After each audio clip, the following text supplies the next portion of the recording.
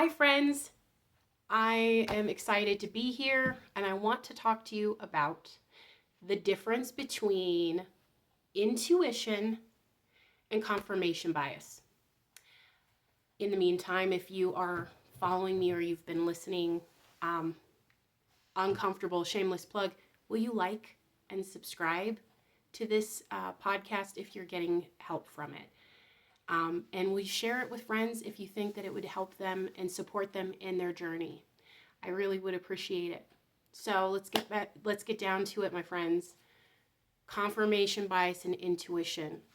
As you're stepping out of a hard situation, if you were in DV and if there was mental or emotional harm caused to you, there is a lot of questions. We want to protect ourselves from ever being hurt again. And so it's really tough because when I was in my situation, I ignored some of my intuition.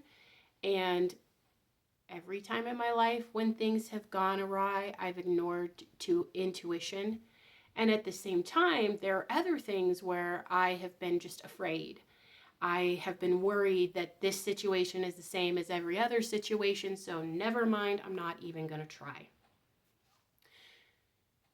In order to start rebuilding your life, to have it become full, quite frankly, to stick it to the person who tried to ruin your life, you got to start living again.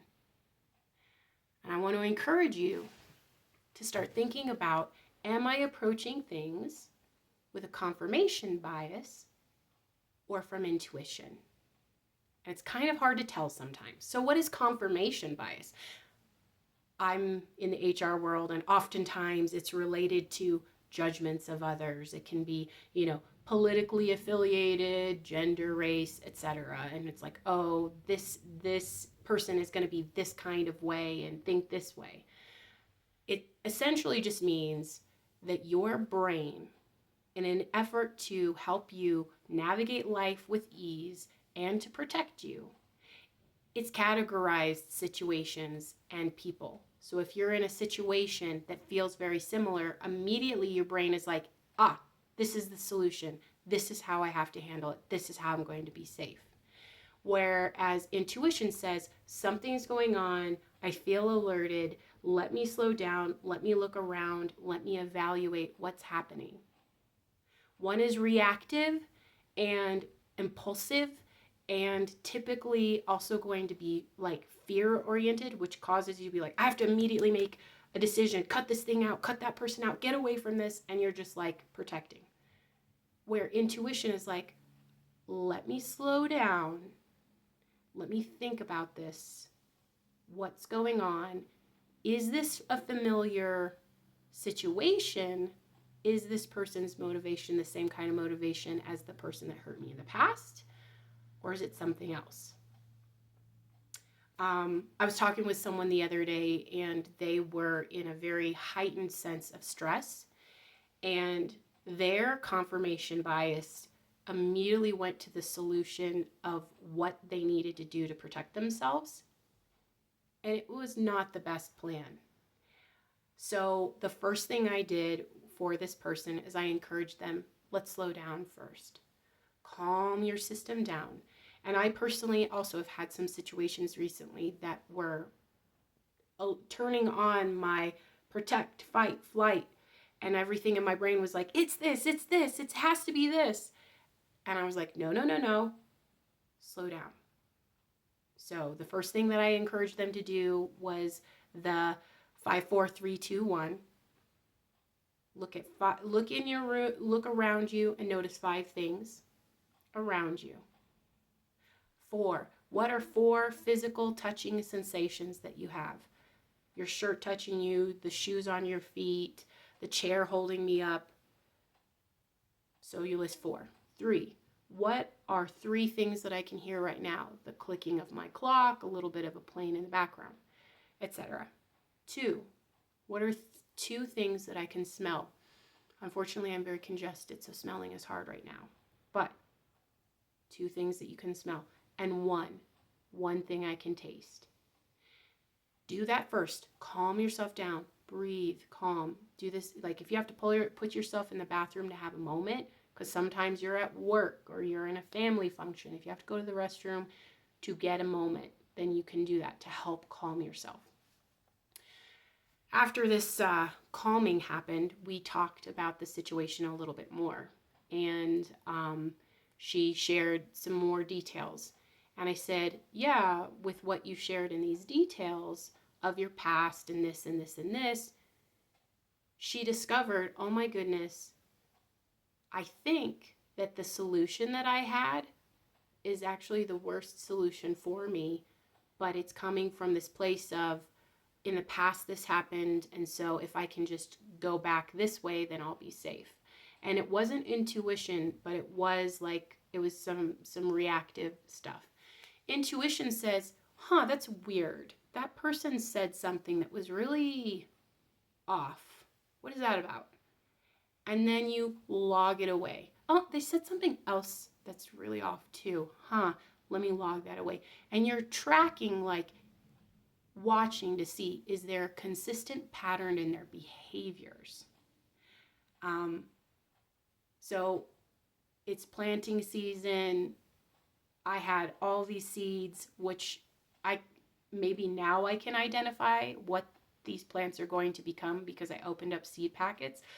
But I had never seen a seed for a beet before, and it's this like little black knobby thing. I was like, I can't believe that's a beet seed. And then I was looking at the seeds for other plants like cucumbers and my pumpkin seed, and I'm planting all these things. I'm watering everything, trying to make things grow, and giving things time. What's gonna work? What's gonna make it? What's not gonna make it? And as you're entering back into the world, trying to create a new life, it takes a little bit of time. You have to give yourself some time to let things grow, to see what they are. Is that person consistently trustworthy and kind? I don't know. Let me see. I'm going to be careful, and I'm going to see how things progress and see if they show themselves to be safe and trustworthy, or if I discover, they seem like a very unhappy, bitter individual, and I'm not going to be safe around them. I need to be more careful. Is this job opportunity a good thing for me? Let me see. Maybe not.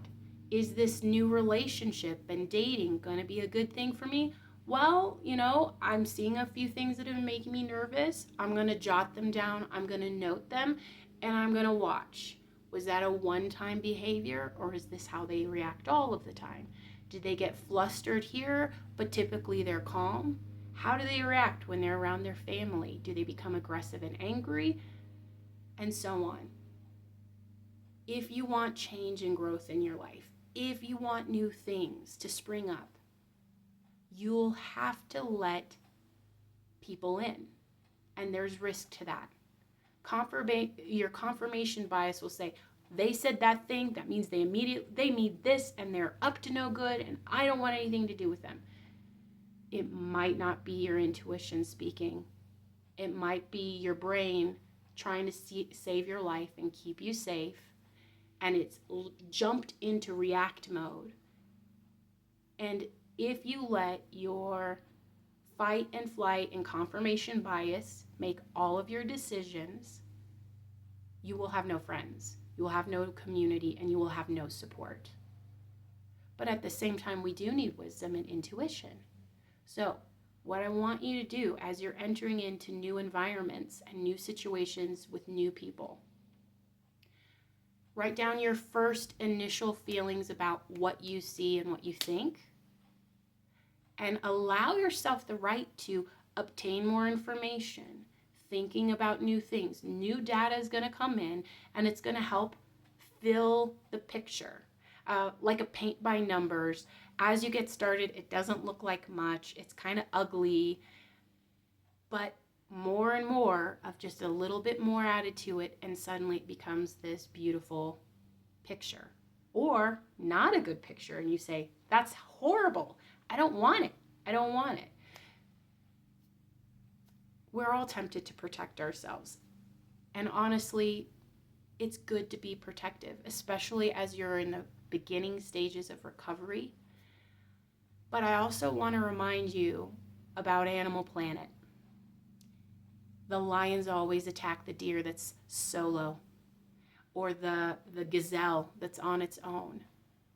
You need people, and you need people in your life that are safe.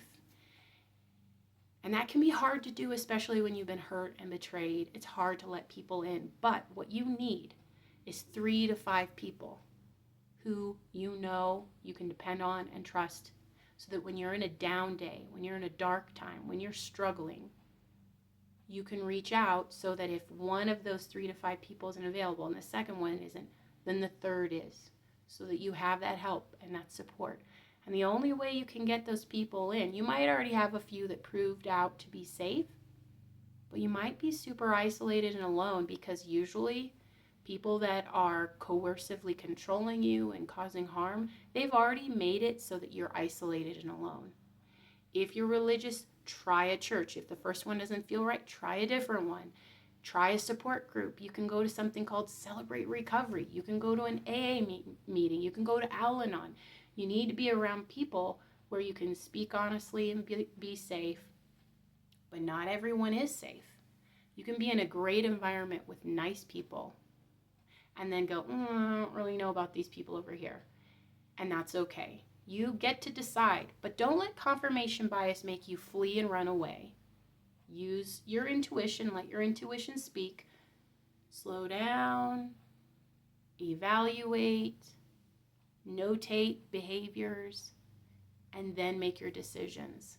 Take your time. You can do this. You can begin to rebuild. But my friends, if you stay in self-protection, you'll be alone, and you'll be just as at risk of being harmed again, because there's no one around to guard and protect and help you. I hope that meandering thought process makes some kind of sense, but I wanted to encourage you. If you want something new in your life, you're going to have to try, and it's going to feel risky. Trust your intuition, but don't let your fear and your confirmation bias cause you to eliminate all opportunities before they have a chance to be tried. And before they have a chance to show you, yep, I was right about them. They cannot be trusted. Or, yep, I was right about them. They seem really amazing and kind. I hope that helps, my friends. I'll see you soon, all right?